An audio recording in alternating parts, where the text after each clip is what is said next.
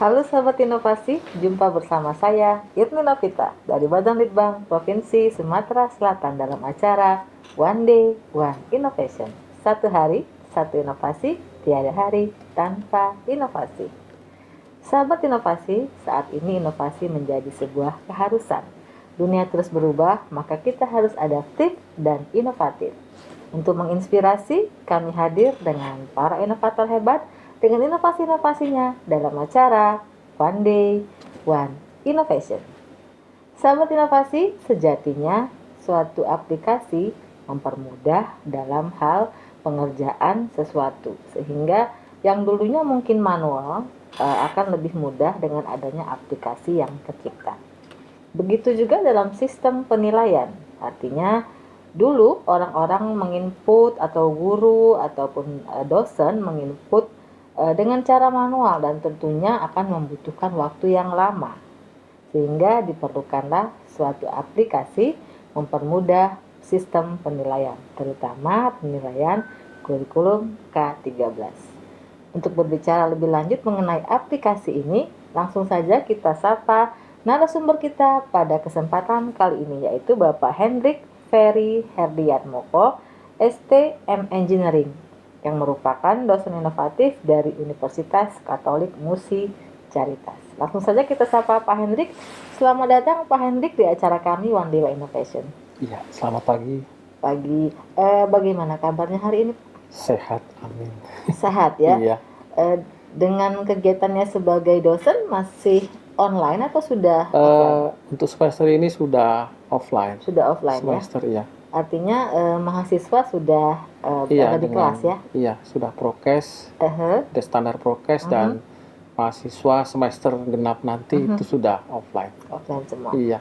Baik. Nah, dalam hal aplikasi nih Pak, aplikasi pengelolaan nilai kurikulum 13. Iya. Apa sih Pak latar belakang sehingga membuat aplikasi ini? Baik, terima kasih Bu.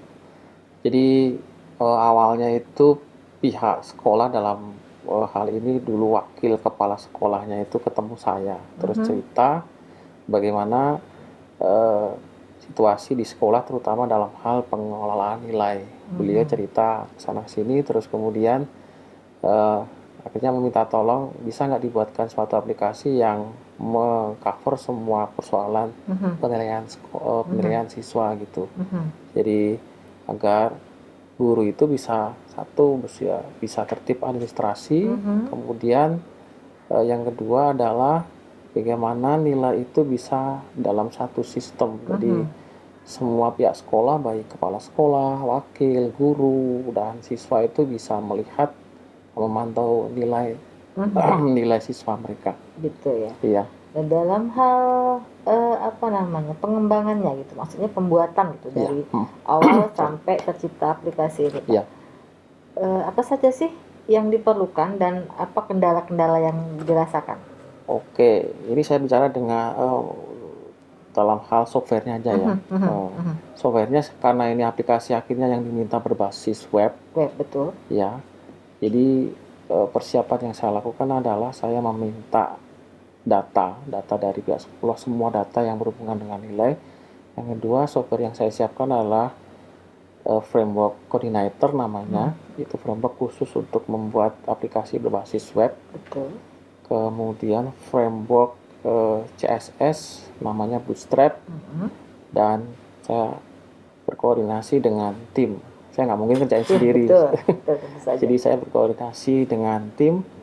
Saya boleh sebut nama ya timnya? Boleh, tidak apa-apa. Silakan perkenalkan. Selain saya itu ada alumni dari Universitas Musi Caritas, namanya Teddy Ferdinand. Kemudian ada satu lagi ditolong teman saya yang ada di Jawa sana. Jadi kita bertiga berkolaborasi membuat aplikasi ini dari awal 2020 kita mengerjakan. Pertengahan 2020 kita sudah bisa launching walaupun masih banyak PR di sana sini. Gitu. Karena kita membangun aplikasi ini dari nol, jadi benar dari nol, tidak ada apa-apa. Jadi memang butuh usaha dan waktu yang panjang. Banyak gitu ya. Iya. Kendala-kendala yang berarti yang dialami dan bagaimana mengatasinya? Kendalanya biasanya komunikasi dengan pihak sekolah. Karena K13 kan bagi saya kan awam gitu ya. Betul, Saya nggak ngerti ya K13 itu gimana, proses pengolahan nilainya bagaimana. Nah, kadang-kadang sering kali sih ya, jadi pihak sekolah itu mintanya A, saya nangkepnya jadi B gitu. Terus saya koordinasi ke tim B, Ya, salah kan ya. salah, betul. Jadi kita betulin lagi. Nah, itu kendalanya yang em, membuat Pengerjaannya lama gitu ya? pengerjaannya jadi bertambah lama gitu ya. Itu sih kendalanya. Kendalanya. Iya. Baik. Nah, dalam hal kurikulumnya sendiri ini kan saya banyak nih saya lihat kurikulum K13 itu ya, K13 itu ya.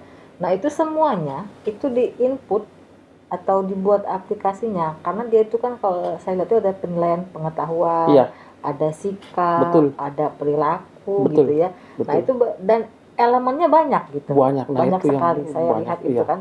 Dan saya bandingkan dengan yang 2008. Itu lebih advance dan lebih banyak apa ya namanya? Perinciannya. Iya, jadi lebih banyak apa ya istilahnya ya, pernik-perniknya lah Iya, ya. perbedaannya itu. Nah, bagaimana cara Bapak apa ya namanya? Menangkap dalam hal kita kan lihat nih apa namanya yang harus ada di nilai tersebut. Nah, Bapak menangkapnya kemudian diterjemahkan ke dalam aplikasi itu bagaimana? Eh, jadi karena mereka sebelumnya kan juga ada Excel-nya ya. Mhm. Jadi file Excel, file penilaian dari Excel itu yang jadi eh, sumber utama saya untuk menerjemahkan dari ya istilahnya dari manual Mhm. ke aplikasi yang akan Betul. saya buat. Jadi saya buat apa yang mendekati apa yang ada di Excel gitu. Itu acuan utamanya. Terus yang kedua yang jelas saya membuatnya itu berdasarkan permintaan dan request dari pihak sekolah. Mhm. Jadi komunikasi itu akan sering terjadi. Walaupun sering terjadi, akhirnya juga ke tim, ke saya dan tim itu juga masih miss aja, masih salah. Jadi memang luar biasa prosesnya. Karena menerjemahkan kata-kata ke Iya, dalam aplikasi itu berbeda gitu berbeda, kan Pak ya. betul Bu. Karena aspek perilaku itu siswa harus begini, harus Iya, iya, iya. begini. Nah, itu kan diterjemahkan ke dalam aplikasi dalam Aplikasi, bentuk apa gitu kan. iya itu Bu, perjuangannya di situ Bu.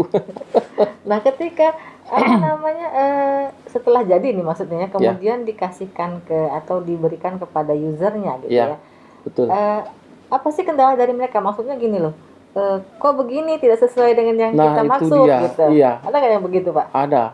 Itu justru banyak di situ Bu. Mhm. Jadi banyak di situ. Oh ternyata kok yang bagian ini kok nggak ada ininya. Mhm. Kok yang ini malah ada ini, seharusnya nggak ada gitu. Mhm. Nah itulah yang yang menjadi hambatan kita. Tapi karena kita harus tetap komunikasi Mhm. dan Mhm. Mhm. terus merevisi aplikasi sehingga akhirnya aplikasi itu bisa Bisa ya. bisa jadi. Nah, dari pertama sekali membuat sampai bisa digunakan gitu, maksudnya digunakan dalam hal belum belum apa namanya belum terlalu advance itu berapa lama Pak di waktu yang digunakan untuk mengembangkan apa aplikasi ini? Jadi dari startnya itu eh, kalau tidak salah awal 2020. Mhm. Jadi eh, bisa kita launching lah ya istilahnya, bisa kita launching, kita deploy ke user itu sekitar setengah tahun kemudian. Lama juga setengah tahun. Kemudian itu Iya, dengan trial and error selalu gitu ya, selalu Bu, teknis. selalu bahkan sampai 2021 pun masih ada Masih ada apa namanya trial dan error. revisi RRL gitu Iya ya. ya, kadang-kadang mereka juga request yang baru gitu. Betul Oh, sekali. ya, item ini belum ada gitu, tolong dong betul. tambahin gitu. Terus atau misalnya login aja deh, di menu login user itu saya tambahkan suatu cara untuk mengamankan gitu. Jadi user tidak hanya user pakai login pakai username password selesai itu enggak. Jadi saya tambahkan captcha gitu ya.